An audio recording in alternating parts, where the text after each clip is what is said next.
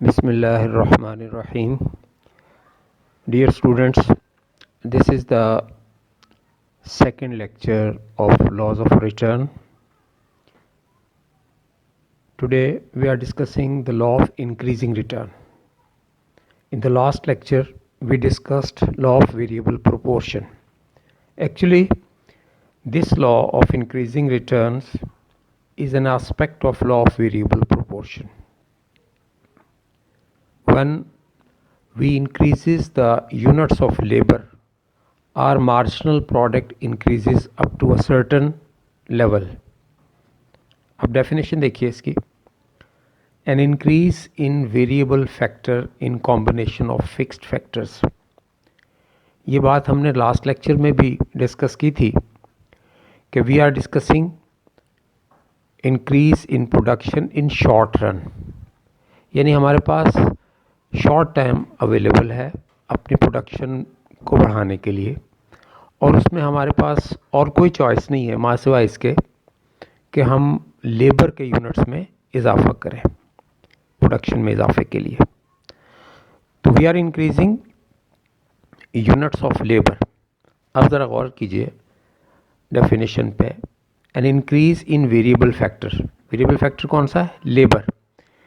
यानी when we are increasing the quantity of variable factor in combination of fixed factors, यानी fixed factors remaining constant, will cause output to increase faster than input. अब input कौन सी है जिसमें हम इजाफा कर रहे हैं? लेबर. यानी जिस रेट से हम लेबर के यूनिट लगा रहे हैं उससे ज़्यादा रेट से हमें रिटर्न हो रही है प्रोडक्शन में, यानी मार्जिनल प्रोडक्ट तेज़ी से बढ़ती है जबकि हम यूनिट उसी अंदाज से लगा रहे हैं, यानी 1, 2, 3, 4, 5. With increase in units of labour we are getting more and more return. अब ये होता कैसे है, कब होता है? ज़रा और कीजिए. जब भी हम कोई प्लांट लगाते हैं तो we actually consider the future requirement. अभी करंट डिमांड मार्केट की उसको हम नहीं मद्देनज़र रखते, हम फ्यूचर डिमांड को देखते हैं. ऐसा तो नहीं है कि 2 साल के बाद अगर डिमांड में इजाफा हुआ तो फिर नया प्लांट लगाएंगे. नो, हम we take into our account कि 2 साल बाद, 3 साल बाद, 4 साल बाद, 5 साल बाद ये जो इजाफा होता चला जाएगा इस प्रोडक्ट की डिमांड में, तो हम इसी टेक्नोलॉजी, इसी मशीनरी, इसी सेटअप के साथ हमने अपनी प्रोडक्शन में इजाफा करना है. अब होता यूँ है कि हमने प्लांट लगा लिया. अब जैसे जैसे प्रोडक्शन में इजाफे की ज़रूरत पेश आती है शॉर्ट पीरियड में, तो हम क्या करते हैं? हम यूनिट ऑफ लेबर में इजाफा कर देते हैं. अब यूनिट ऑफ लेबर में इजाफा करने से क्या होता है? चूँकि कैपेसिटी मौजूद है प्लांट में, तो जूँ हम लेबर लगाते जाएंगे इस मशीनरी को बेहतर से बेहतर तरीके से हम यूटिलाइज़ कर रहे होंगे. अब इसको एक और तरह से समझिए ज़रा एग्रीकल्चर के हवाले से. हमारे पास 10 एकड़ ज़मीन है और उसमें 5 वर्कर्स की ज़रूरत है, वेयर एज़ कि हमने सिर्फ 1 वर्कर लगाया हुआ है. Machinery, technology, other things remaining same. When we increase the units of labour, तो इसका मतलब क्या होगा? We would be utilising machinery, all equipments better and better. अब इससे क्या होता है?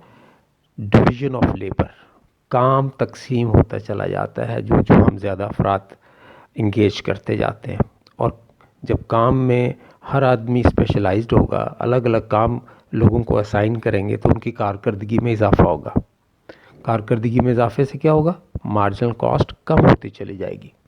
और मार्जिनल कॉस्ट का कम होना क्या होता है? दरअसल हमारे पास ये स्कोप होता है कि हम प्राइस को कम कर सकें. तो फिर से पढ़िए. An increase in variable factor in combination of fixed factors will cause output to increase faster than input, that is marginal product या मार्जिनल रिटर्न इंक्रीजेस. अब अगली स्लाइड पे चलिए. एक्सप्लेनेशन जहाँ दी गई है इसमें क्या लिखा हुआ है, प्रोडक्शन, ये देखिए जो बॉक्स बना हुआ है उसके आगे एरो का निशान है ऊपर की जानिब, इसका मतलब है we are increasing our production output. फिर एरो लगा के आगे क्या लिखा है, इंटरनल एंड एक्सटर्नल इकोनॉमीज़। यानी इसका मतलब क्या हुआ कि जब हम प्रोडक्शन में इजाफा कर रहे हैं तो हमें दो किस्म के फ़ायदे मिलते हैं, दो किस्म की इकोनॉमीज़ मिलती हैं, बेनिफिट्स मिलते हैं। एक तो इंटरनल इकोनॉमी होती है और दूसरे एक्सटर्नल इकोनॉमीज़। इंटरनल इकोनॉमीज़ क्या होती हैं, आपकी अपनी बेटर इंटरनल मैनेजमेंट की वजह से जो आपको फ़ायदे हासिल होते हैं प्रोडक्शन में इजाफे के, उसको कहते हैं इंटरनल इकोनॉमीज़। और एक्सटर्नल इकोनॉमीज़ क्या होती हैं, गवर्नमेंट की पॉलिसी की वजह से, ओवरऑल बैंक्स की पॉलिसी की वजह से, या उस इंडस्ट्री के वहाँ लोकेट होने की वजह से जो आपको अवेलेबिलिटी ऑफ लेबर है वहाँ आसानी से, या आप कह लें कि वर्कशॉप्स अवेलेबल हैं वहाँ आसानी के साथ, या यूँ कह लीजिए कि गवर्नमेंट टैक्स इंसेंटिव्स दे देती है आपकी इंडस्ट्री को। ये सब के सब क्या होती हैं, जो ओवरऑल आपसे मुताल्लिक जितने यानी आपकी तरह की जो ऑर्गेनाइजेशंस हैं या फर्म्स हैं उनको जो बेनिफिट्स हासिल होते हैं और आपको भी मिलते हैं, वो सब के सब क्या कहलाते हैं, एक्सटर्नल इकोनॉमीज़। तो जब आप प्रोडक्शन में इजाफा करते हैं तो you get both internal and external economies. इसकी वजह से क्या हो रहा है, कॉस्ट कम हो जाती है, और जब कॉस्ट कम हो जाती है तो प्राइस भी आप कम कर सकते हैं। तो ये प्रोडक्शन में इजाफे का बेनिफिट है। अब जब तक आपकी मार्जिनल प्रोडक्ट या ये जो मार्जिनल रिटर्न बढ़ती चली जाती है इजाफी यूनिट लेबर के लगाने से, तो ये फेज़ क्या कहलाता है, इंक्रीजिंग रिटर्न। आपको नज़र आ रहा होगा, अगली स्लाइड पे देखेंगे तो ये पूरा एक स्केड्यूल बना हुआ है। इसमें फिक्स्ड फैक्टर पहला कॉलम है, यानी मशीन, दो आपकी मशीन्स हैं। उसके बाद लिखा है वेरिएबल फैक्टर यानी लेबर में आप इजाफा करते चले जाते हैं। थर्ड है टोटल प्रोडक्ट और फोर्थ है marginal product. First unit of labour आपका लगा हुआ है तो टोटल प्रोडक्ट है 10। अब क्या हुआ, सेकेंड यूनिट लगाया तो टोटल बढ़ के होगी 30। इसका मतलब क्या है, 20 का इजाफा हुआ है सेकेंड यूनिट ऑफ लेबर लगाने से। अब थर्ड यूनिट ऑफ लेबर लगी तो कितनी होगी टोटल प्रोडक्ट, 60। इसका मतलब क्या हुआ कि there is an addition of 30 units. फिर आपने फोर्थ यूनिट लगाया तो टोटल आपकी चली गई 100। इसका मतलब है there is an increase of 40 units. और फिफ्थ यूनिट ऑफ लेबर लगाने से टोटल प्रोडक्ट आपकी हो जाती है 150, which means increase of 50 units. अब डायग्राम देखिए नेक्स्ट स्लाइड पे, क्या एक्स एक्सिस पे हमने यूनिट्स ऑफ लेबर लिए, वाई एक्सिस पे हमने मार्जिनल प्रोडक्ट लिए। अब देखिए फर्स्ट यूनिट ऑफ लेबर 10, फिर सेकेंड 20, थर्ड 30, फोर्थ 40, फिफ्थ 50। अब इन तमाम पॉइंट्स को ज्वाइन किया तो ये एक इंक्रीजिंग आपका मार्जिनल प्रोडक्ट का कर्व बन गया। With the unit of labour marginal product is increasing. Dear students, आपको ये जो स्लाइड थी एक्सप्लेनेशन जहाँ से हमने शुरू की थी, वहाँ मैंने इंटरनल इकोनॉमीज़ और एक्सटर्नल इकोनॉमीज़ दोनों की जो पॉइंट्स हैं वो दे दिए हैं। अब नेक्स्ट देखिएगा स्लाइड। नेक्स्ट स्लाइड में है कि ये जो why does the law of increasing return operate, क्यों होता है। अभी थोड़ी सी बात मैंने बताई थी कि सबसे पहले हम ये देखते हैं कि जब भी हम लार्ज स्केल प्रोडक्शन करेंगे तो हमें इकोनॉमीज़ मिलेंगी लार्ज स्केल की, जैसे specialisation of function and division of labour है। हम सेल्फ एडजस्टेड मैकेनिज़्म अडॉप्ट कर लेते हैं, यानी ऑटोमेटिक मशीनें हम यूज़ करना शुरू कर देते हैं। फिर main role of human being rather than the role of nature, as in case of agriculture. Agriculture में तो हमें नज़र आता है कि कभी मौसम ने साथ दिया कभी ना दिया, लेकिन इंडस्ट्री में क्या है, man is important, his role is very much important.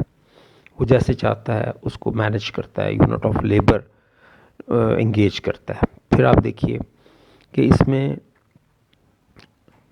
Non human and non animal power यानी मशीनरी इस्तेमाल होती है, मशीन्स इस्तेमाल होती हैं, पावर रिसोर्सेज सारे के सारे जो हैं वो मशीन्स हैं।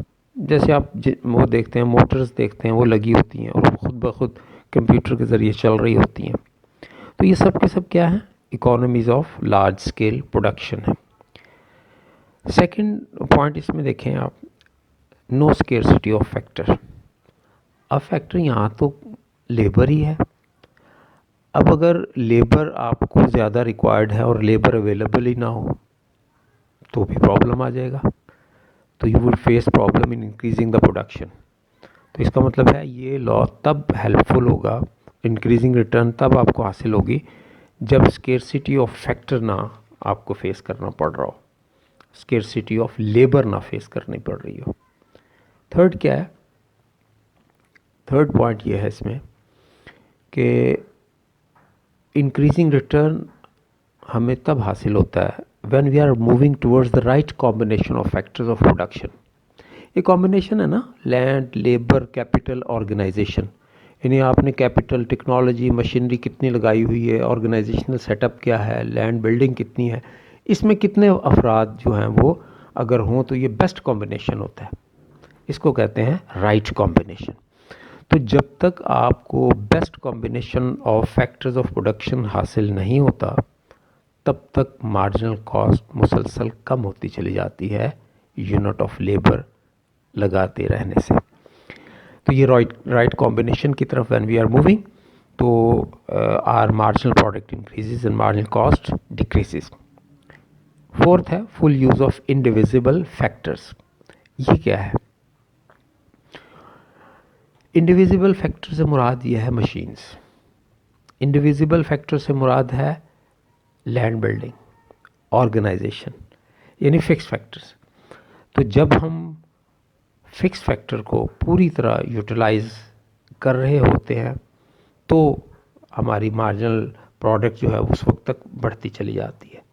जब हम नहीं कर रहे होते फुल यूटिलाइज तो इससे उस वक्त स्कोप होता है कि इसमें इजाफा हो सके मार्जिनल प्रोडक्ट में। लेकिन जब हम full utilisation of fix factors, indivisible factors कर लेते हैं तो फिर ये इजाफे का स्कोप ख़त्म हो जाता है।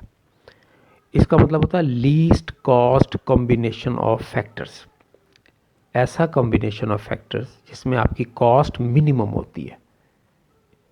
तो ये कहाँ होता है, जब when we are using the fix factors to the maximum. ये जो चार चीज़ें आपको मैंने बताई ये हैं दरअसल रीजंस कि why does the law operate, law of increasing return क्यों ऑपरेट करता है। अब नेक्स्ट स्लाइड देखिए, एजम्पशंस की स्लाइड है। आप सब जानते हैं कि जितने भी लॉज ऑफ इकोनॉमिक्स हैं वो सर्टन एजम्पशंस के तहत जो साबित होते हैं। यहाँ पहली जो एजम्पशन दी गई है वो है वेरिएबल फैक्टर।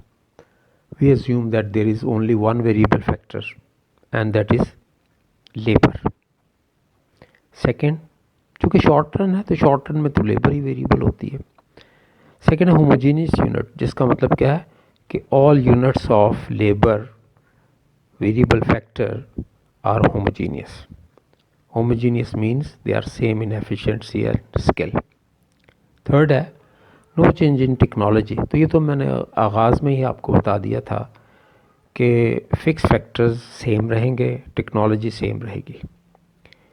कैपेसिटी एग्जिस्ट का मतलब क्या होता है कि एग्रीकल्चर है या इंडस्ट्री है जहां हम यूनिट ऑफ लेबर ज़्यादा कर रहे हैं प्रोडक्शन में इजाफे के लिए, वहाँ कैपेसिटी ऑलरेडी एग्जिस्ट कर रही है। अगर कैपेसिटी एग्जिस्ट ना करे फिर तो ये मुमकिन ही नहीं हो सकता कि आपकी मार्जिनल प्रोडक्ट बढ़े। तो कैपेसिटी एग्जिस्ट करती है। हाउ एग्रीकल्चर है, जब मैंने आपको मिसाल दी थी कि आपके पास 10 एकड़ ज़मीन है, 5 अफराद की गुंजाइश है, एक लगा हुआ है या 2 लगे हुए हैं, तो जब तक 5 अफराद नहीं लगा लेंगे कैपेसिटी एग्जिस्ट करती है और प्रोडक्शन मार्जिनल प्रोडक्ट में इजाफे की गुंजाइश है। 5वां है प्रोपोर्शन ऑफ फैक्टर। ये क्या है? इसका मतलब यह है कि ये the proportion in which factors of production are combined, this proportion can be changed. ज़ाहिर है फिक्स प्रोपोर्शन तो नहीं है ना, जब आप लेबर में इजाफा कर सकते हैं तो प्रोपोर्शन वेरिएबल होती है। इसीलिए इसको कहा जाता है कि ये वेरिएबल फैक्टर जो है उसमें जैसे जैसे हम इजाफा करते हैं तो ये लॉ ऑफ वेरिएबल प्रोपोर्शन ही है, उसी का एक एस्पेक्ट है जो लॉ ऑफ वेरिएबल प्रोपोर्शन का पहला फेज़ कहलाता है, पहला एस्पेक्ट कहलाता है लॉ ऑफ इंक्रीजिंग रिटर्न। अब चलते हैं नेक्स्ट स्लाइड की तरफ। यह है importance of law of increasing returns. मैं पहले भी आपको बता चुका कि this law is important both for agriculture as well as industry, और दोनों ही में ये इस तरह से इम्पॉर्टेंट है कि अगर दोनों जगह कैपेसिटी एग्जिस्ट करती हो, जैसे इंडस्ट्री में अगर बिलो कैपेसिटी इंडस्ट्री चल रही है तो वहाँ यूनिट ऑफ लेबर लगाने से आपकी रिटर्न बढ़ती चली जाएगी। एग्रीकल्चर में अगर कैपेसिटी एग्जिस्ट कर रही है, कम वर्कर लगे हुए हैं, तो वहाँ इजाफी यूनिट ऑफ लेबर लगाने से आपकी मार्जिनल रिटर्न बढ़ती चली जाएगी। तो this law is actually meant for industrial sector, but its importance in agriculture cannot be denied. So thank you very much for today's lecture.